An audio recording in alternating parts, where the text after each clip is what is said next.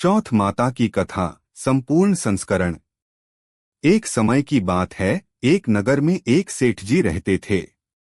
उनके घर में धन धान्य की कोई कमी नहीं थी, परंतु उनकी बहू बहुत ही घमंडी और नास्तिक स्वभाव की थी। वह देवी देवताओं में विश्वास नहीं करती थी। एक दिन की बात है, माह का चतुर्थी तिथि थी। पूरे नगर में चौथ माता का व्रत और पूजा हो रही थी। सभी स्त्रियां निर्जल व्रत रखकर चौथ माता की कथा सुन रही थीं।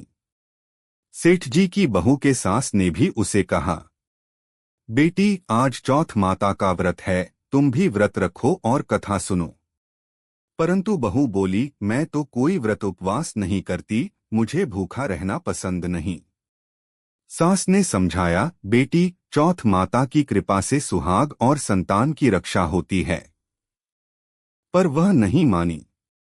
कुछ समय बीता, बहू को एक सुंदर बालक हुआ। घर में खुशियां मनाई गईं। परंतु जब बच्चा 4 महीने का हुआ तो अचानक बीमार पड़ गया। बहुत इलाज कराया पर बच्चा बच न सका। बहू बहुत दुखी हुई। थोड़े दिन बाद उसे फिर पुत्ररत्न की प्राप्ति हुई। परंतु दूसरी बार भी वही हुआ, 4 महीने में बालक चल बसा। अब बहू के हृदय में डर बैठ गया। एक दिन वह कुएं पर पानी भरने गई।